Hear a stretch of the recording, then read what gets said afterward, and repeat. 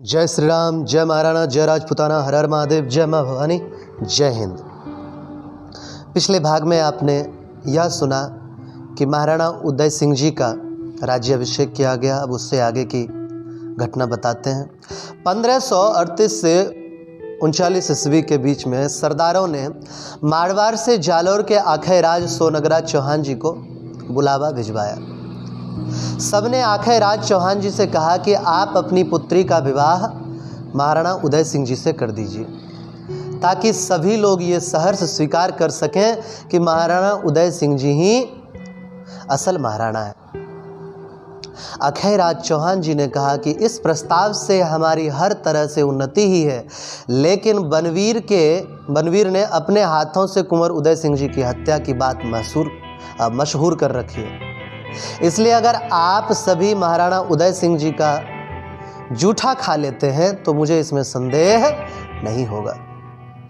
सभी सरदारों ने महाराणा उदय सिंह जी का जूठा खा लिया और आखैराज चौहान ने अपनी पुत्री जयवंता बाई का विवाह महाराणा उदय सिंह जी से कर दिया।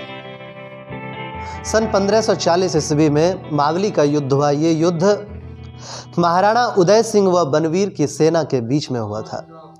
महाराणा उदय सिंह ने परवाने भेजकर सभी सरदारों को उनकी फौजी टुकड़ियों सहित युद्ध में भाग लेने हेतु बुलावा भिजवाया। महाराणा उदय सिंह ने मारवाड़ के राव मालदेव राठौर जी से भी सहायता मांगी, तो राव जी ने भी सहर्ष अपनी फौज रवाना कर दी। बनवीर खुद तो चित्तौड़ में बैठा रहा और उसने अपने कुंवर सिंह तंवर के नेतृत्व में अपनी फौज महाराणा उदय सिंह जी से लड़ने के लिए भेजा। मावली या माहौली नाम के स्थान पर यह युद्ध हुआ। महाराणा उदय सिंह जी के सरदार और सहयोगी जिन्होंने युद्ध में भाग लिया वे लोग हैं राव कुंपाजी राठौर, मारवाड़ के शासक राव जोधा के बड़े भाई राव अखैराज के पौत्र और राव मेहराज जी के पुत्र थे। ये कुंपावत राठौर राजपूतों के मूल पुरुष हैं। और थे राव जैता राठौर जी या पांचायन राठौर जी के पुत्र थे। ये जैतावत राठौर राजपूतों के मूल पुरुष हैं। मारवाड़ के शासक राव मालदेव राठौर ने राव जैता राठौर व राव कुंपा राठौर के नेतृत्व में एक फौज महाराणा उदय सिंह जी की मदद हेतु भेजी थी। राव मालदेव ने कुल 4000 की फौज भेजी थी। तीसरे थे राणा आखै राजौत, ये मारवाड़ की इस फौज में सम्मिलित थे। चौथे थे भद्दा कान पंचायणोत, ये मारवाड़ की फौज में ये भी शामिल थे। और थे राजसी भैरव दासौत, और थे जालौर के अखैराज सोनगराजी चौहान, ये महाराणा उदय सिंह जी के ससुर और महारानी जयवंता जी के पिताजी महाराणा प्रताप जी के नाना जी थे। डूंगरपुर के कुंवर आस्करण जी थे। ये मेवाड़ के रावल सामंत सिंह बागड़ में जाकर के बस गए थे। रावल सामंत सिंह के वंश में रावल पृथ्वीराज जी हुए, जो कि डूंगरपुर के 18वें शासक थे। रावल पृथ्वीराज ने महाराणा उदय सिंह की सहायता हेतु अपने पुत्र कुंवर आस्करण को फौज समेत भेजा था। डूंगरपुर के रावल उदय सिंह के छोटे भाई जगमाल को बांसवाड़ा का शासक बनाया गया था, इसलिए रावत जगमाल बांसवाड़ा के पहले शासक थे। ये भी उस युद्ध में महाराणा उदय सिंह जी के साथ थे। और बूंदी के राव सुल्तान हाड़ा जी, ये बूंदी के संस्थापक राव देवा हाड़ा के वंशज थे।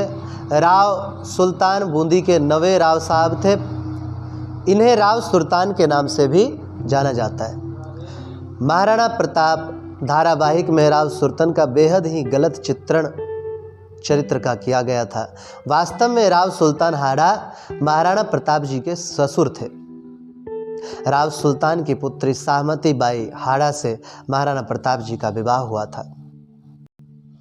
प्रतापगढ़ के रावत राय सिंह सिसोदिया जी, महाराणा कुंभा के भाई क्षेमकर्ण जी ने कांठल में अपना राज्य स्थापित किया। इन्हीं के वंश में रावत राय सिंह हुए, जो कि प्रतापगढ़ के चौथे रावत साहब थे। रावत राय सिंह जी के पिता प्रसिद्ध रावत बाघ सिंह थे, जिन्होंने चित्तौड़ के दूसरे शाके में महाराणा का प्रतिनिधित्व करते हुए वीरगति पाई थी।